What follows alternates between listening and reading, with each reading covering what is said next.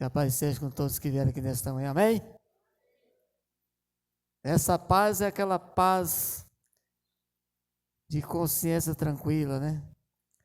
Como diz Salmo 119, 165, grande paz tem aqueles que amam a tua lei. Muitas vezes nós deparamos com a falta de paz em nossa vida, no momento que a gente peca, né? Que a gente transgride a lei de Deus, aí essa paz vai-se, né? Mas quando buscamos a Deus com arrependimento, pedimos perdão, Ele nos perdoa, aí nós voltamos a ter a paz verdadeira, né? Consciência tranquila, né? Como é bom a gente ter a consciência tranquila diante de Deus, né? Mas muitas vezes a gente esquece, né? A gente é muito teimoso, né? Volta e meia a gente está sempre entristecendo o Espírito Santo de Deus. Hoje o tema é sobre Jesus no templo. Jesus no templo. Vou abrir a palavra de Deus em João capítulo 1. João capítulo 1.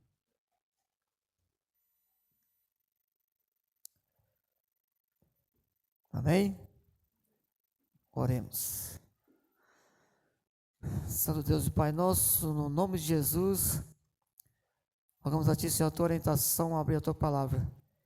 Que a Tua palavra venha a ser dita. Que eu não venha falar nada de mim mesmo. É em nome de Jesus que eu te peço e te agradeço. Amém. João capítulo 1, do versículo 1 em diante. No princípio era o Verbo estava com Deus, o Verbo era Deus, Ele estava no princípio com Deus, todas as coisas foram feitas por intermédio dele, e sem Ele nada do que foi feito se fez. A vida estava nele, e a vida era a luz dos homens. A luz resplandece nas trevas, e as trevas não prevalecem contra ela. Houve um homem enviado por Deus, cujo nome era João. Este veio como testemunha para que testificasse a respeito da luz, a fim de que todos virem a crer por intermédio dele. Ele não era luz, quer dizer, João não era luz, mas veio para testificar da luz, a saber, a verdadeira luz, que vindo ao mundo, ilumina todo homem. O Verbo estava no mundo, o mundo foi feito por intermédio dele, mas o mundo fez o quê? O mundo não o conheceu. Veio para o que era seu e os seus não o receberam. Mas a todos quanto receberam, deu-lhes o poder de serem feitos filhos de Deus, a saber os que creem em seu nome, os quais não nasceram do sangue, nem da vontade da carne, nem da vontade do homem, mas de Deus. Verso 14, e o Verbo se fez carne e habitou entre nós, cheio de graça e de verdade, e vimos a sua glória como unigênito do Pai. Amém? O Verbo se fez carne, o Verbo estava com Deus, o Verbo era Deus, e na pessoa de Jesus Cristo, Deus se fez carne, para habitar no meio de nós. Então Deus, Ele sempre quis estar em nosso meio. Por isso que fala Jesus no templo. Em Mateus, no capítulo 1, verso 23, lá diz que Ele será chamado pelo nome de Emanuel, o que quer dizer? Deus conosco. Vê-se a iluminação do conhecimento da glória de Deus na face de Jesus Cristo. 2 Coríntios 4, 6. Desde o dia da eternidade, o Senhor Jesus Cristo era um com o Pai. Era a imagem de Deus. Era o resplendor da glória de Deus. Hebreus capítulo 3. Vamos ler, né? Eu estou correndo muito, né? Vamos mais devagar, né? Hebreus capítulo 1, versículo 3. Vamos abrir a palavra de Deus aí. Hebreus, no capítulo 1, versículo 3.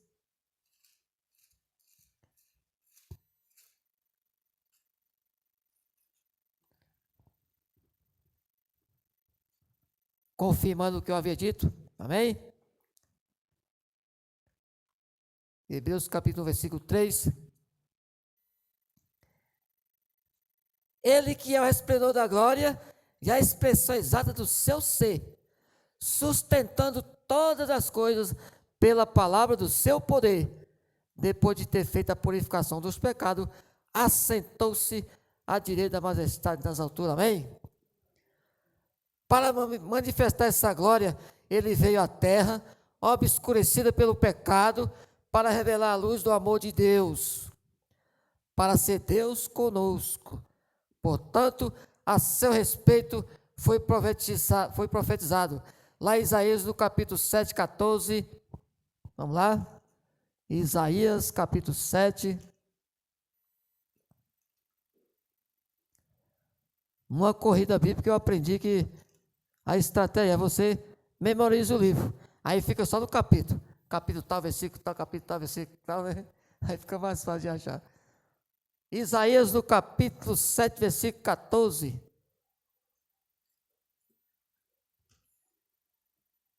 Sete, 14, 7, 14. 7, 14. Amém? Diz assim.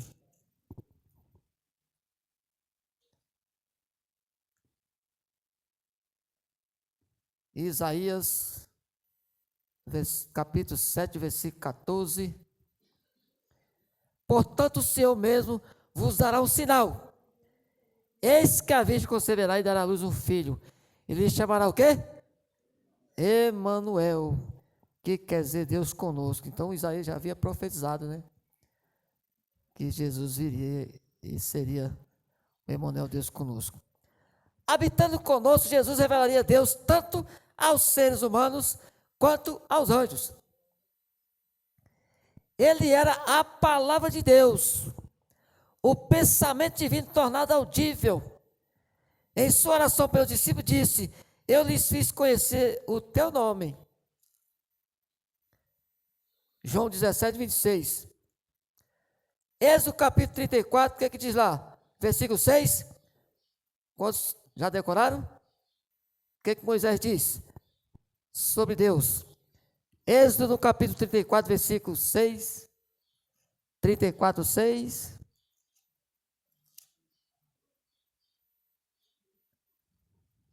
Êxodo capítulo 34, versículo 6. Amém?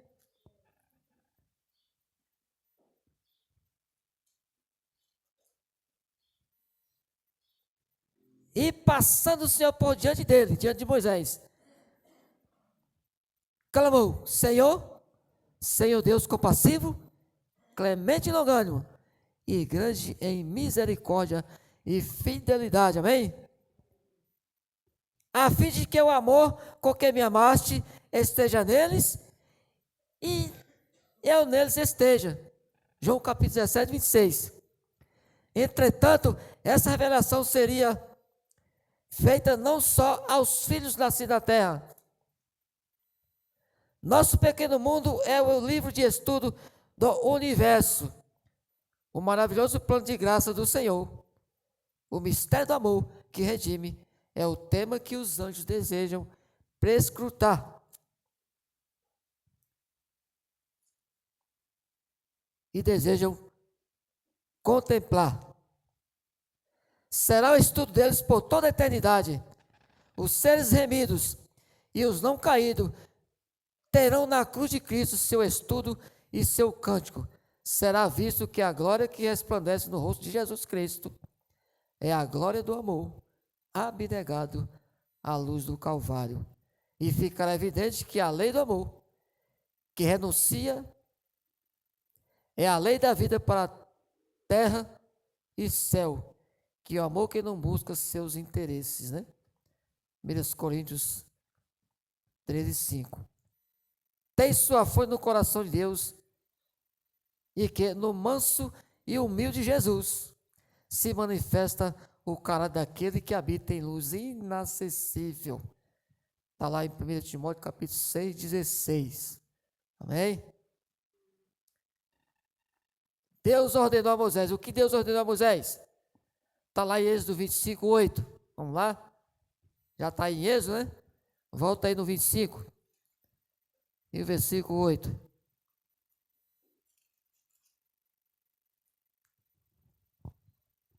que Deus ordenou a Moisés?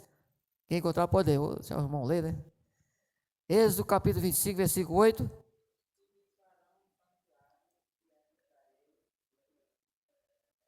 Amém? Deus quer habitar no nosso meio, né? Mas às vezes nós fugimos, né? Deus sempre quis habitar em nosso meio. E lá no deserto ele diz para Moisés: e me fará um santuário para que eu possa habitar no meio deles. E habitou no santuário no meio de seu povo, durante toda a cansativa peregrinação deles no deserto. O símbolo de sua presença os acompanhou. Assim, Cristo estabeleceu seu tabernáculo no meio do nosso acampamento humano. Estendeu sua tenda ao lado das tendas dos seres humanos, para que pudesse viver entre nós e pudesse nos familiarizar com seu caráter e vida divinos. O Verbo se fez carne e habitou entre nós. No original quer dizer que Jesus Cristo, que Deus armou o seu tabernáculo entre nós, cheio de graça e de verdade, e vimos a sua glória, glória como no unigênito do Pai. João 1,14. Então, Jesus Cristo veio como se ele tivesse armado o seu tabernáculo, a sua tenda em nosso meio. Através de Jesus Cristo, Deus armou a sua tenda em nosso meio, né? Para ficar perto de nós. Quando ele veio, né? Nasceu como ser humano. Então Deus sempre arrumou um meio para habitar entre nós, né? Hoje ele habita entre nós através do Espírito Santo, né? Então Deus sempre quis estar do nosso lado. Sempre quis habitar conosco, né? Mas às vezes nós, com as nossas falhas, né? Às vezes nós repelimos, né? A presença de Deus, mas Deus sempre quer estar presente em nós. Lá no tabernáculo, no deserto, aí não ficou satisfeito, né? Não, precisa arrumar um meio, né? De estar perto dos meus filhos, né? E qual foi o meio? O Verbo se fez carne, né? E habitou entre nós, cheio de graça e de verdade. E vimos a sua glória. Hoje nós vemos pela fé, né? Porque aqueles que viveram na época de Jesus, né? Tiveram a oportunidade de ter ali o próprio Deus na pessoa de Jesus Cristo, né? Que pena que muitos o rejeitaram, né? Muitos não reconheceram, né? Ele veio para o que era seus, mas os seus não o reconheceram. Desde que Cristo veio habitar entre nós, sabemos que Deus conhece nossas provações e se compadece de nossas dores. Todo filho e filha de Adão pode compreender que nosso Criador é o amigo dos pecadores. Ele não é nosso inimigo, né? Ele é amigo dos pecadores. Porque em toda doutrina de graça, toda promessa de alegria, todo ato de amor e todo encanto divino apresentado na vida do Salvador, na terra, vemos Deus conosco. Amém? Ana cantou um louvor ali, deu certinho, né? Somos Deus Criador, né? Nós não combinou não, né? Então Deus guia, né? Ele orienta. Agora, meus irmãos, vimos aqui Jesus no templo, né? E nós vimos que Jesus, que Deus através de Jesus Cristo, né? Ele veio e armou sua tenda no meio do seu povo. E hoje, através do Espírito Santo, Deus também, Ele está conosco, né? Não o vemos, mas sabemos pela fé que Deus está sempre ao nosso lado. Ele sempre procura estar em nosso meio, né? Onde está o seu povo, onde o seu povo se reúne, Ele também está lá, junto. Agora eu gostaria de, mudando de assunto, gostaria de fazer aqui um passeio, né? Vamos fazer um passeio voltando. Vamos passear voltando atrás? Eu gostei muito desse passeio. E aqui fala que pelo poder de nosso Senhor Jesus Cristo, nosso Deus, muitos foram, né, vitoriosos, né? Eu vou fazer um resumo assim bem rápido. Aí eu vou falar só o capítulo do livro, porque não dá para ler, né? Mas vou fazer assim uma apanhada assim, né? pelo poder de Deus.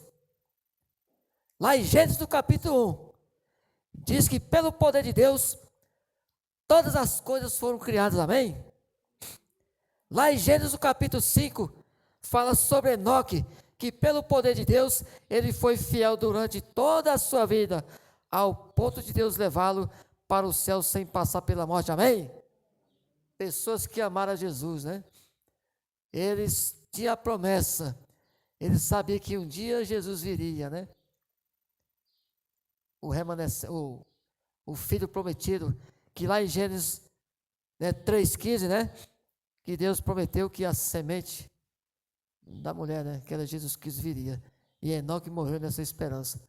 Mas melhor ainda, que Deus o levou, né? Antes de ver a morte. Ele já foi, né?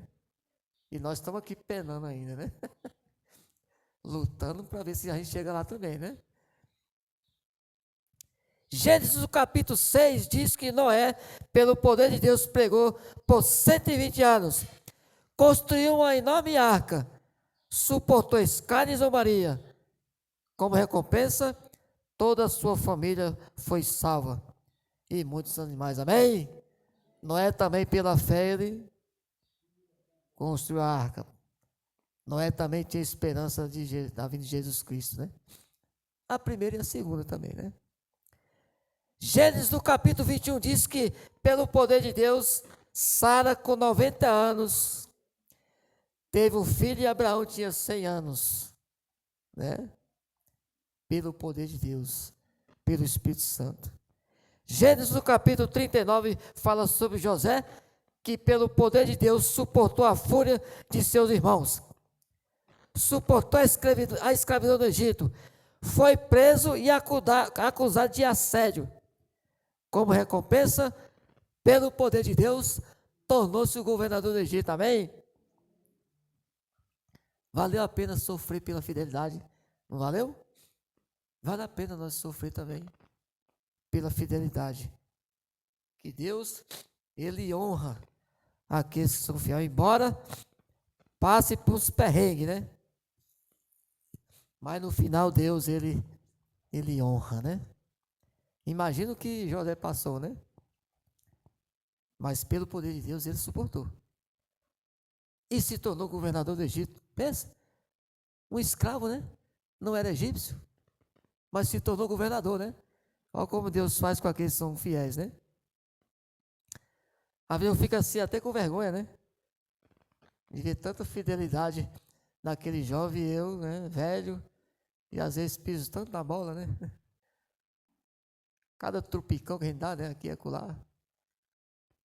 Mas são exemplos, né? De fidelidade. Êxodo capítulo 5 diz que Moisés, pelo poder de Deus, enfrentou a fúria de Faraó.